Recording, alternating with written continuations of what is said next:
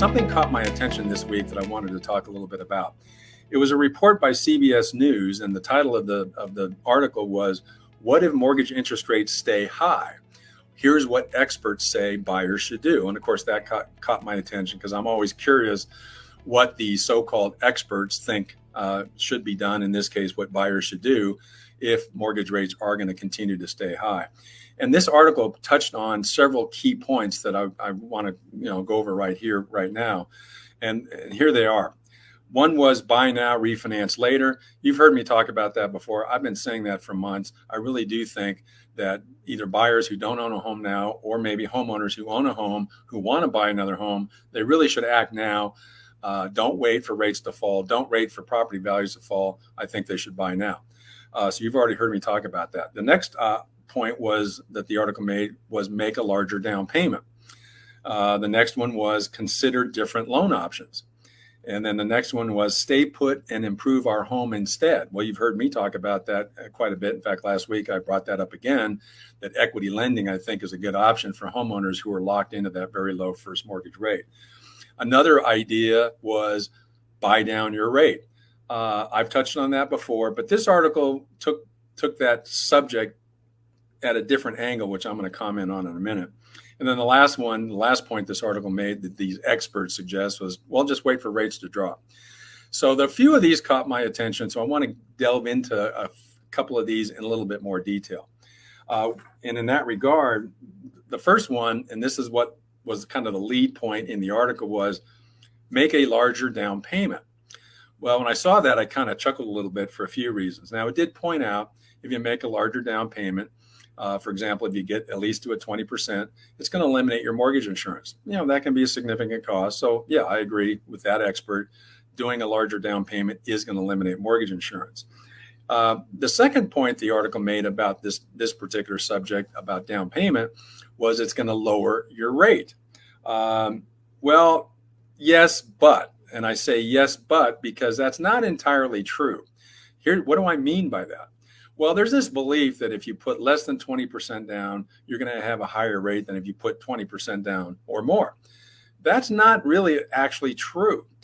And why is that? Well, it has to do with those loan level price adjustments that made, the news here a few months ago, when there was that change that occurred where people with higher scores were going to supposedly pay more than people with lower credit scores. Well, that is not what is at issue here. So what do I mean by lower interest rate does not necessarily, a larger down payment does not necessarily lower your does not necessarily lower your interest rate. Well, what I mean by that is there's a particular loan to value segment where you're going to pay more. And again, the belief is it's 80% down, 80% loan, 20% down, you're going to get a better rate. Not true. If you look at the loan level price adjustment grid from Fannie Mae, you're going to actually see the highest pricing for mortgage between a loan to value of 75.01 up to 85%. If you go up to over 85%, you're generally going to get better pricing. And if you're at 75% loan to value, meaning 25% down payment, you're also going to get better pricing. So that 75.01 to 85% loan to value, so in other words, about 15 to 20% down, that particular threshold, that's where you're going to have the highest pricing for the mortgage. And most folks don't realize that. So I think that's an important point for you to know.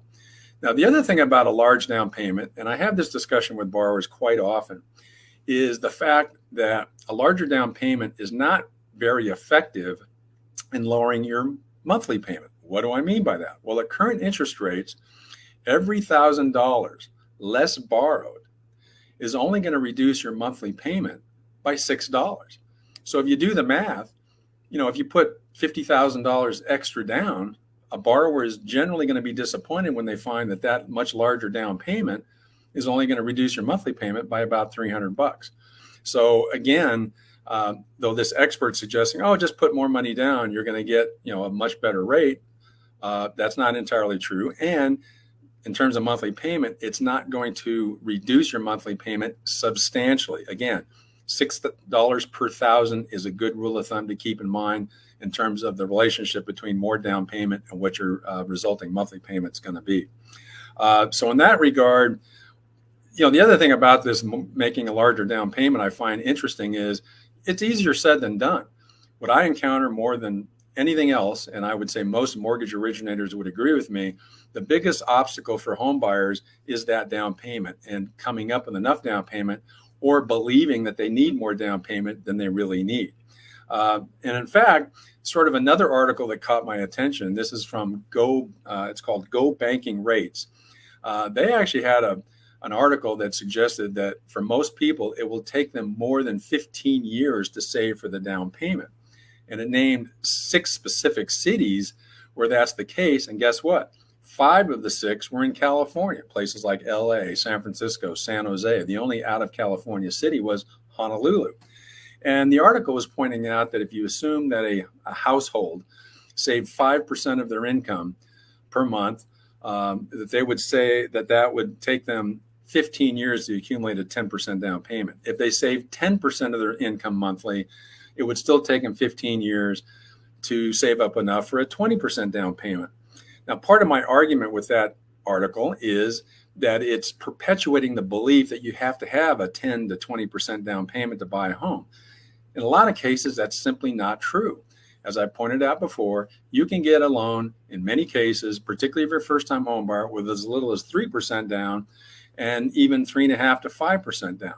So just understand that you don't need to save 10 to 20% down payment to buy a home. You can get a home with a lesser down payment. Now, of course, you have to have enough income to qualify on the monthly payment, but that is doable. And that's something I think prospective home buyers need to be reminded of.